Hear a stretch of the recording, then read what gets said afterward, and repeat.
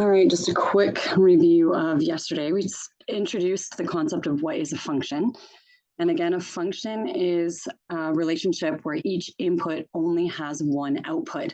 So for every x, there can only be one corresponding y value. We can tell that by a table of values, checking the x values, or we can do that if it's a graph with the vertical line test. If it is a function, then we can actually evaluate the function for any input. We can actually use the equation to determine the output. So the equation is going to represent the table of values or the graph. So last year, you guys would have worked a lot with quadratic functions. And in a quadratic function, your highest exponent is 2. So a degree of 2 is a quadratic function. And it would have looked something like y equals 3x squared plus 2x plus 1. And if you were doing a table of values, you would just put the x value in for each x, grab your calculator, and evaluate. The only change with this lesson introduced to you yesterday was that y is going to be replaced with this f of x, indicating that this is a function where the output is a relationship of the input that you put into the equation. So f of x just means the same thing as y, indicating that it is a function and x is the independent variable. So this concept it looks new, but if you just think about evaluating expressions from grade 9 math, this is the same concept. The only difference is that the y value is replaced with f of x, indicating that this is a function. So the first example that we're going to do is f of x equals that same equation. This is a quadratic, 3x squared plus 2x plus 1. We want to evaluate when the function value is 2. So basically it's saying take out the x and we're going to evaluate the function with the value of 2. So this x and this x get replaced. So we get 3x squared plus 2x plus 1 is now 3 times 2 squared plus 2 times 2 plus 1. So we've replaced the x's with 2. Remember in the video yesterday, this does not get isolated. It's not part of our actual equation. It just indicates that the function is being evaluated with the input of 2. So we're going to leave that side alone. And all we're going to do is use BEDMAS or our calculators or both to evaluate this. So BEDMAS says we need to first simplify inside of the brackets. I actually can't simplify inside of the brackets, so that's fine. Then I'm going to deal with any exponents. So I have an exponent of 2 on my 2. So 2 squared is 4. I would just write 3 times 4 now. It's my only exponent. 2 squared is 4, and the exponent is on the 2, the base of 2. So all I've done is my exponents. I don't have any division, so I don't have to worry about that. I do have multiplication. 3 times 4 is 12.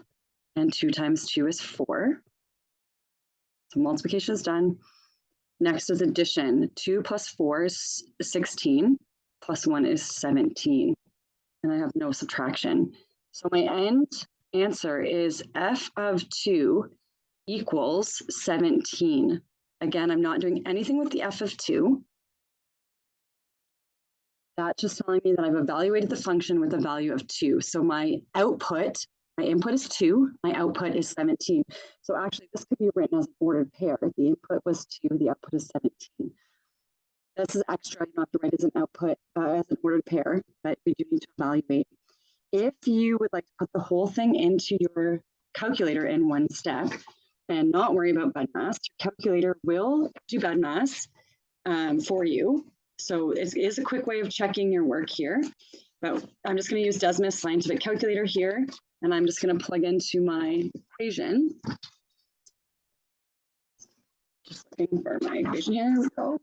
All right. So it was 3x squared plus 2x plus 1. And I plugged in the value of 2. So I have 3 times 2 squared. And I plugged it in.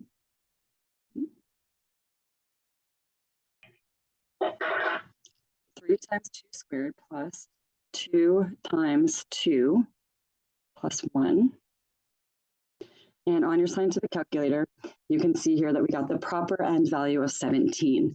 So feel free to use your calculator. If you want to use BEDMAS, you should end up getting the exact same equation. But our input of 2 gave us an output of 17.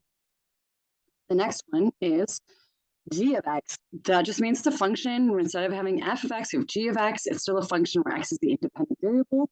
We're evaluating when g equals -1. So our input value is going to be -1. We would like to know our output value. So g of x, again, it's just the way we write function notation. And I'm going to write equals no longer 3x, but 3 times -1. Replace the x with -1 minus 10. And if you guys want to use BEDMAS, you would do the 3 times -1 first, and then the minus 10, or grab your calculator, and we can just plug this in, or do some mental math if you would like, or do all 3 and check your answer. But on this one, we should end up getting -13. Just trying to grab my calculator here. -13, so I would have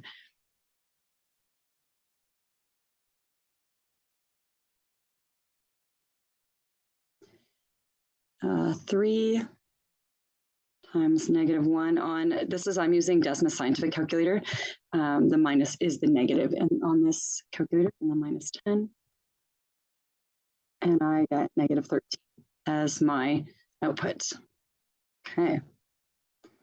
Perfect. So f of, oh, I wrote f of x, but f of -1, because I evaluated with -1, equals -17. That's my end evaluation.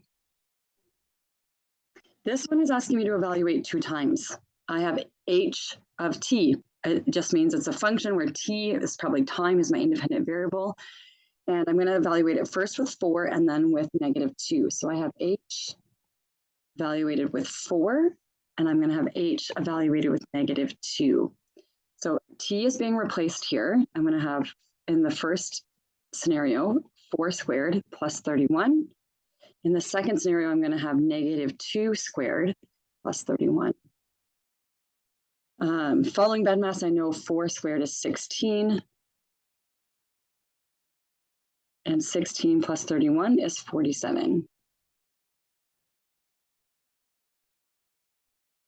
That's done. I don't need to isolate the h of 4. It tells me that I evaluated this function with the value of 4 and got 37. When I evaluate with -2, -2 squared is 4. 4 plus 31 is going to be 35. Again, feel free to use your calculator, confirm, verify that that's correct. H of -2 is 35.